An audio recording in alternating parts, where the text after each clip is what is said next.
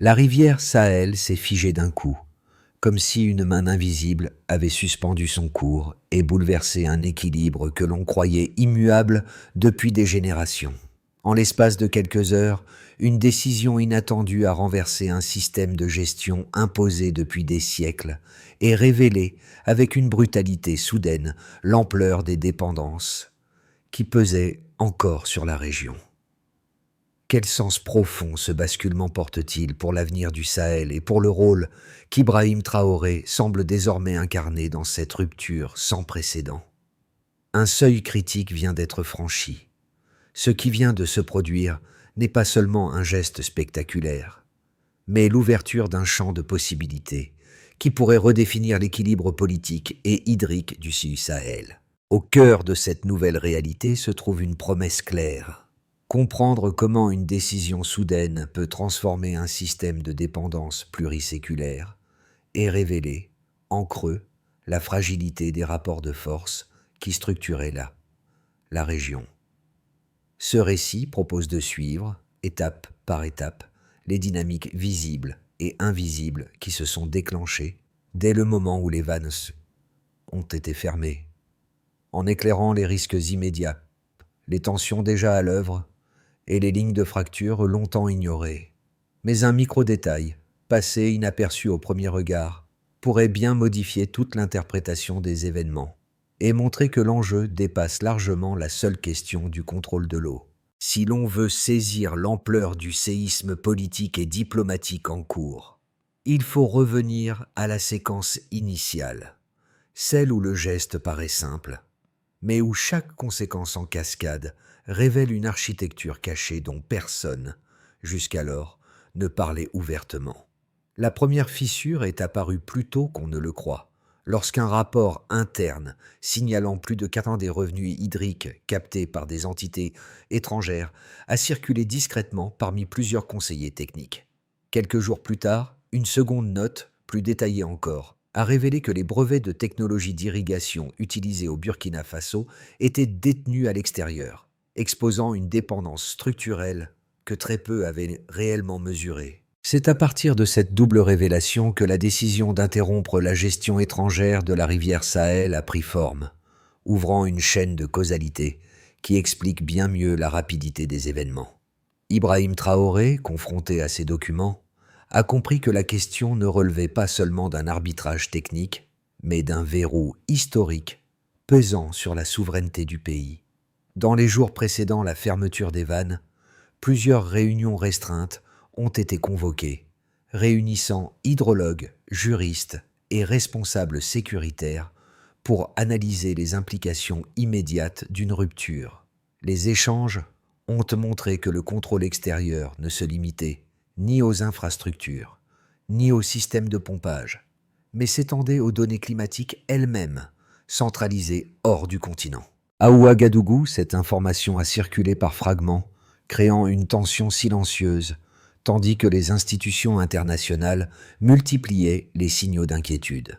Pendant ce temps, sur le terrain, les ingénieurs locaux examinaient l'état réel des barrages, et constataient, dossier après dossier, que chaque décision stratégique dépendait d'autorisations techniques situées hors du Burkina Faso. Cette situation, longtemps tolérée par pragmatisme, se révélait désormais incompatible avec l'ambition d'un contrôle national effectif. En arrière-plan, un autre élément, souvent négligé, a joué un rôle déterminant: la montée, depuis plusieurs années, des revendications populaires concernant l'accès équitable à l'eau. Ces attentes sociales, combinées aux documents révélés, ont accéléré la séquence. Dès lors, la fermeture des vannes n'est plus apparue comme un choc improvisé, mais comme le point de convergence d'une accumulation de tensions rendues visibles au même moment. Au moment où les premières réactions internationales commençaient à se faire entendre, deux scènes distinctes ont illustré de manière saisissante la transition en cours sur le terrain. Dans un centre d'ingénierie hydraulique proche de Ouagadougou, une équipe locale examinait d'anciens protocoles de maintenance pour comprendre comment les infrastructures avaient été calibrées selon des normes extérieures. Les techniciens découvraient que plusieurs systèmes de contrôle à distance dépendaient encore de serveurs installés hors d'Afrique. ce qui expliquait pourquoi certaines données variaient, sans explication directe pour les opérateurs nationaux. Cette prise de conscience technique a constitué l'un des premiers signes tangibles du changement. La maîtrise locale exigeait non seulement des ressources matérielles, mais aussi l'indépendance des flux d'informations.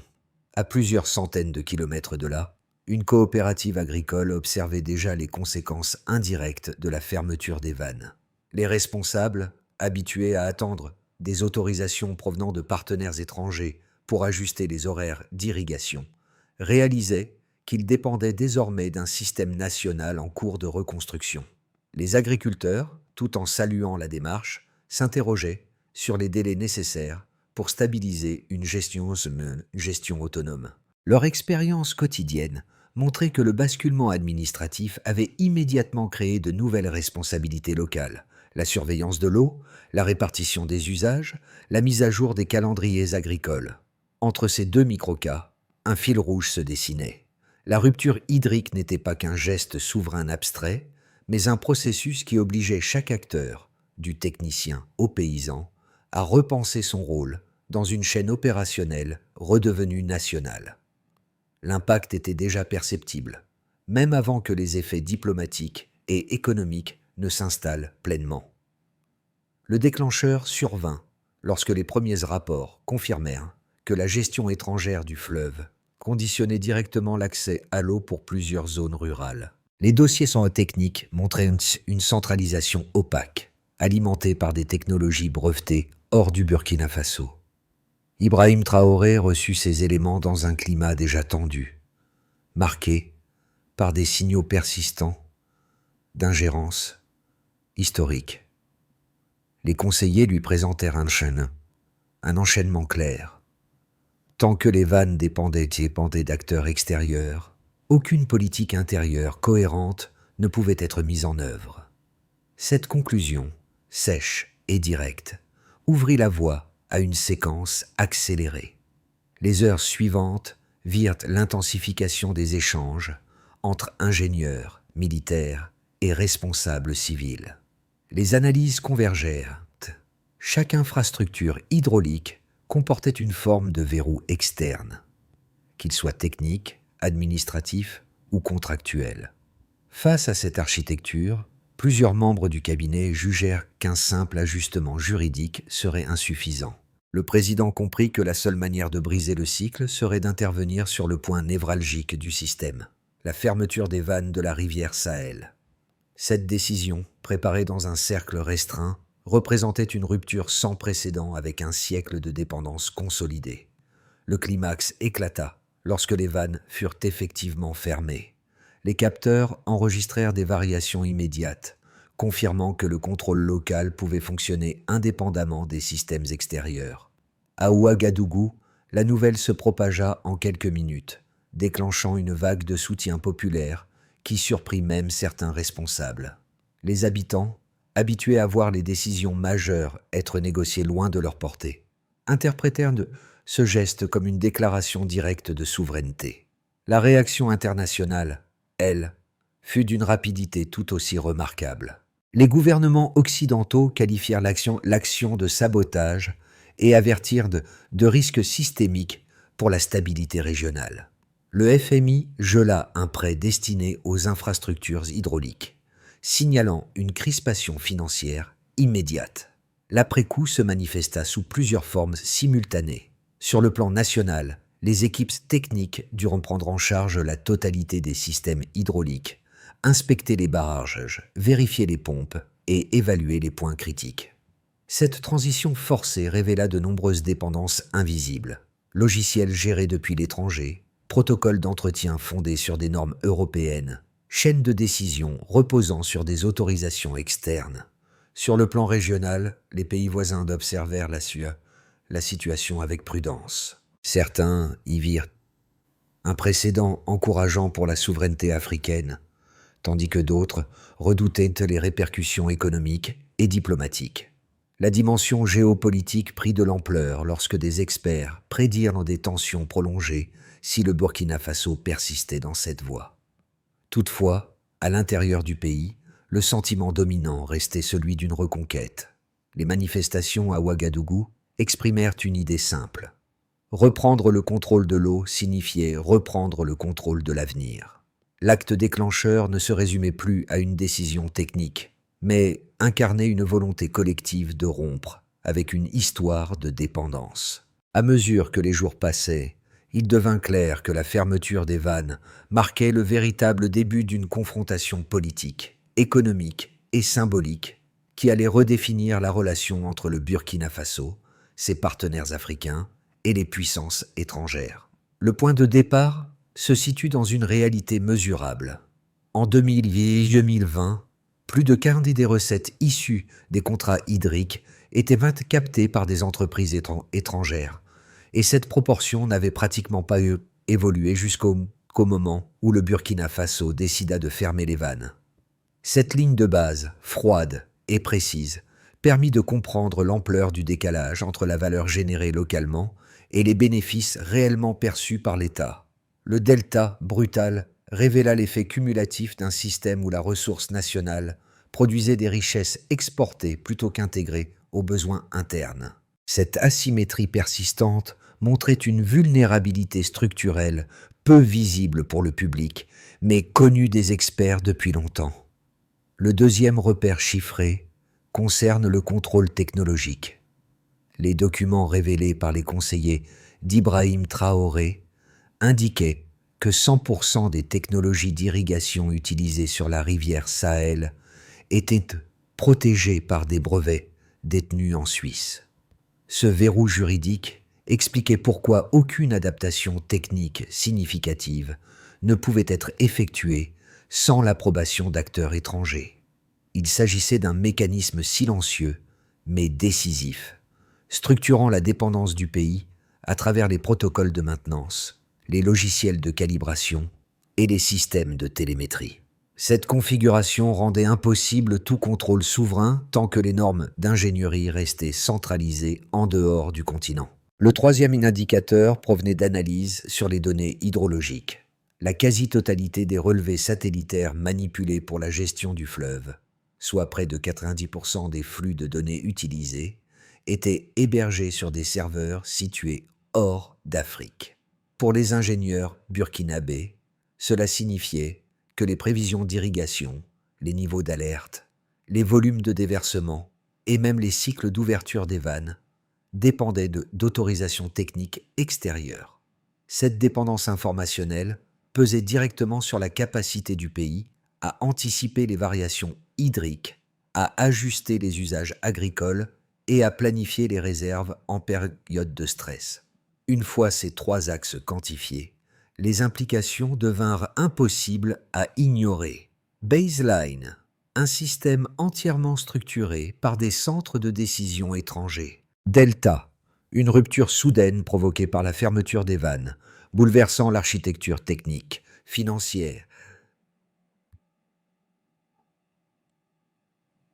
et diplomatique de la région. La décision d'Ibrahim Traoré, loin d'être un geste symbolique isolé, s'inscrivait dans un cadre factuel où les chiffres, mis bout à bout, dessinaient une logique de reprise de contrôle. Ces données expliquent aussi la vigueur des réactions internationales. Les institutions financières avaient anticipé un risque d'instabilité si le Burkina Faso tentait de modifier l'équilibre hydrique régional. Les entreprises qui détenaient les brevets comprirent qu'elles perdaient un levier majeur. Les capitales occidentales y virent une rupture stratégique susceptible de redéfinir les rapports de force au Sahel. Les experts craignirent que la perte d'un modèle de gestion unifié ne génère des tensions politiques. Pour la population burkinabé, cependant, ces indicateurs confirmaient quelque chose de plus simple. La perception que l'eau, ressource vitale, échappait au pays depuis trop longtemps. La prise de contrôle des infrastructures, la réorganisation des données hydrologiques et la réorientation des bénéfices vers le territoire constituaient les premières briques d'un modèle où la souveraineté ne se déclinait plus seulement en discours, mais en chiffres concrets. Deux visions opposées se sont immédiatement affrontées lorsque la fermeture des vannes du Sahel a été rendue publique. Pour les défenseurs de la décision, le geste représentait une étape nécessaire dans la reconquête de la souveraineté hydrique et l'émancipation face aux structures de contrôle installées depuis la période coloniale. Il soutenait que la gestion par des entreprises étrangères avait non seulement limité les marges de manœuvre nationales, mais aussi orienté les bénéfices vers l'extérieur, laissant la population dépendante de mécanismes décisionnels qui ne répondaient pas à ses besoins. Selon cette lecture, rompre avec ces accords était moins un acte de provocation qu'une correction historique indispensable pour redonner au pays la maîtrise de ses ressources vitales. À l'inverse, les critiques voyaient dans la fermeture des vannes une prise de risque excessive, susceptible de déstabiliser à la fois l'économie interne et l'équilibre régional. Pour eux, la transition précipitée vers une gestion autonome menaçait d'exposer les infrastructures à des ruptures opérationnelles, d'affaiblir la coopération internationale et de provoquer des sanctions économiques difficilement absorbables par un pays dont les marges budgétaires restaient limitées. Il soulignait que la dépendance technologique révélée par les documents internes rendait la bascule particulièrement complexe et qu'un choc soudain pourrait entraîner des pénuries d'eau dans plusieurs zones rurales. Certains estimaient également que la décision risquait de déclencher une séquence d'isolement diplomatique pouvant avoir des effets durables sur l'accès au financement international. La confrontation entre ces deux positions trouve son terrain de résolution dans les éléments factuels déjà mis en lumière. Les chiffres montrent une réalité incontestable. Plus de 40% des revenus liés à l'eau échappaient au pays, les technologies d'irrigation étaient entièrement brevetées à l'étranger, et près de 90% des données hydrologiques dépendaient de serveurs hors d'Afrique. Ces trois données, combinées, signalent sans doute que la stabilité dépendait déjà largement d'acteurs extérieurs, ce qui relativise l'argument selon lequel la rupture aurait créé ex nihilo une vulnérabilité nouvelle. La décision, bien que audacieuse et risquée, répondait donc à une situation structurelle qui ne laissait qu'un choix: maintenir une dépendance perpétuelle ou accepter une transition difficile mais nécessaire vers une maîtrise locale. Un pivot silencieux survint alors.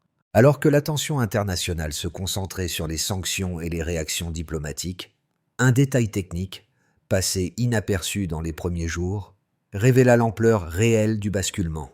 La fermeture des vannes avait également désactivé plusieurs circuits de télémétrie dépendant de serveurs étrangers, rendant nécessaire une reconstruction immédiate de toute la chaîne d'information hydrologique. Cette apparition soudaine d'un vide opérationnel montrait que la dépendance n'était pas seulement économique ou juridique, mais profondément intégrée dans les dispositifs technologiques eux-mêmes. Les ingénieurs burkinabés découvrirent que certaines données, auparavant considérées comme neutres, étaient en réalité filtrées par des protocoles extérieurs, ce qui avait limité la précision des prévisions locales pendant des années. À partir de ce moment clé, Ibrahim Traoré comprit que la bataille ne se jouait plus seulement sur le terrain politique, mais dans l'architecture même des systèmes d'eau. La fermeture des vannes devenait ainsi le point révélateur d'un verrouillage structurel caché, celui où la souveraineté technique conditionnait toutes les autres formes de souveraineté. Ce midpoint transforma la lecture des événements, faisant passer la décision présidentielle du statut d'acte audacieux à celui de nécessité stratégique. Les conséquences de la fermeture des vannes se sont matérialisées d'abord au niveau national, où la population a interprété l'acte comme une réappropriation directe de ses ressources vitales. Dans les rues de Ouagadougou, les manifestations de soutien ont montré à quel point la question de l'eau touchait profondément les expériences quotidiennes. Les programmes d'infrastructure annoncés par le gouvernement ont été perçus comme une promesse de réparation d'inégalités longtemps tolérées. Les techniciens burkinabés, désormais responsables des barrages et des stations de pompage, ont constaté que la transition exigeait une réorganisation minutieuse, mais réalisable.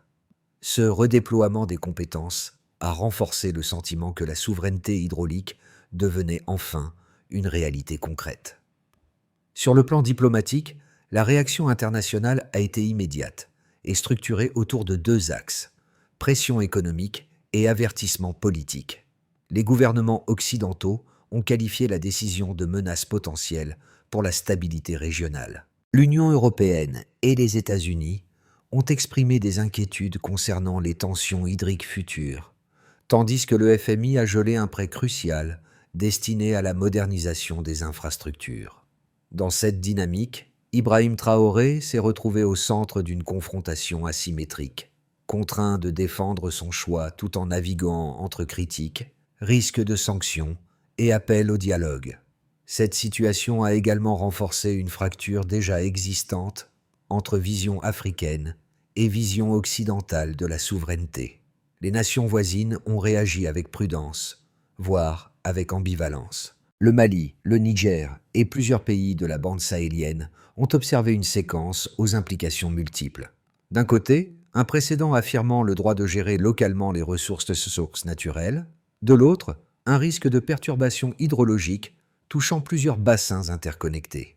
Certains dirigeants africains ont publiquement soutenu l'initiative burkinabé, y voyant un signal que d'autres États pourraient suivre. D'autres, plus inquiets, ont averti que la décision brusque pourrait favoriser une instabilité régionale difficile à contenir. Cette tension à géométrie variable a renforcé l'idée que le geste de Ouagadougou dépassait largement le cadre national. Au niveau mondial, la couverture médiatique a amplifié la perception d'une crise structurelle. Les chaînes d'information ont diffusé des images de pénurie potentielle, de manifestations et de débats sur la souveraineté africaine. Les analystes ont décrit un scénario où la décision burkinabé révélait les failles d'un modèle global reposant sur la centralisation extérieure des ressources stratégiques. La fermeture des vannes est ainsi devenue un symbole d'un affrontement idéologique, celui entre des nations cherchant à reconquérir leur autonomie et un ordre international habitué à structurer l'accès aux ressources. Pour de nombreux observateurs, l'action impulsée par Ibrahim Traoré ouvrait une séquence capable d'inspirer d'autres pays du continent et de remodeler durablement les rapports de force dans le Sahel. Les mois suivant la fermeture des vannes placeront le Burkina Faso devant 3 trajectoires possibles, chacune dessinant un horizon différent pour l'économie, la stabilité politique et l'équilibre régional. Pour comprendre l'ampleur des enjeux, il faut considérer non seulement les réactions internationales déjà visibles, mais aussi la capacité du pays à réorganiser ses infrastructures hydriques et à renforcer ses alliances africaines. L'évolution de ces variables déterminera si la rupture initiée aujourd'hui mènera à une consolidation ou à une période d'incertitude prolongée. Dans cette configuration, les tensions diplomatiques s'atténuent progressivement après plusieurs mois de négociations et d'ajustements techniques. Les infrastructures hydrauliques, fragilisées par des années de dépendance extérieure, sont remises en état grâce à un investissement accru des équipes locales et à des partenariats régionaux. Les programmes de redistribution de l'eau commencent à produire des effets mesurables dans les zones rurales, renforçant la confiance de la population dans la transition. Les voisins du Sahel adoptent une position plus ouverte, reconnaissant que la souveraineté hydrique peut être compatible avec une coopération régionale. Ici, l'acte initial devient un catalyseur continental. Inspirés par l'exemple burkinabé, plusieurs pays du Sahel et d'Afrique de l'Ouest initient des réformes similaires, reprenant progressivement le contrôle de leurs ressources stratégiques. L'Union africaine accompagne cette dynamique en lançant des cadres communs pour la gestion de l'eau, favorisant l'émergence de projets transfrontaliers. Les marchés africains remplacent une partie des flux financiers suspendus par l'Occident, soutenant ainsi les infrastructures hydrauliques du Burkina Faso. La situation se transforme alors en opportunité géopolitique majeure, repositionnant le pays comme acteur central de la souveraineté continentale. Ce scénario envisage une escalade des pressions économiques et diplomatiques, avec un isolement progressif du Burkina Faso. Les sanctions ralentissent les importations des essentiels et accentuent les tensions sociales internes. Les pays voisins, préoccupés par les conséquences régionales, adoptent des positions divergentes, certains soutenant la transition tandis que d'autres craignent la propagation de l'instabilité. Les infrastructures hydriques avancent moins vite que prévu, provoquant des retards opérationnels et aggravant les critiques internes comme externes. Dans ces trois scénarios, une règle de prudence s'impose. Aucune évolution ne sera linéaire. Il faudra maintenir une approche analytique fondée sur la capacité du pays à consolider ses choix stratégiques, éviter les réponses impulsives et privilégier les alliances régionales capables de compenser les pressions extérieures. Les répercussions de la décision de fermer les vannes s'étendent bien au-delà des structures administratives ou des discussions diplomatiques. Elles touchent directement différentes catégories de personnes sur le terrain. Pour les communautés rurales, l'enjeu est immédiatement concret. L'accès à l'eau, les rythmes agricoles et la gestion quotidienne de leurs terres. Beaucoup ont soutenu la décision parce qu'elle leur offrait la perspective d'un contrôle plus juste des ressources locales, même si la transition implique des ajustements temporaires. Les familles vivant au plus près des infrastructures hydriques perçoivent cette transformation comme une possibilité de rompre avec des décennies de dépendance technique et économique. Pour les travailleurs urbains et les classes moyennes, l'attention se porte davantage sur la stabilité économique et les perspectives d'avenir. La réorganisation des infrastructures hydrauliques, combinée au retrait partiel de certains acteurs étrangers, suscite à la fois espoir et incertitude. Une partie de cette population voit dans la souveraineté retrouver un levier capable de renforcer l'économie nationale à long terme, tandis que d'autres s'inquiètent des sanctions internationales potentielles et de leurs effets sur le coût de la vie.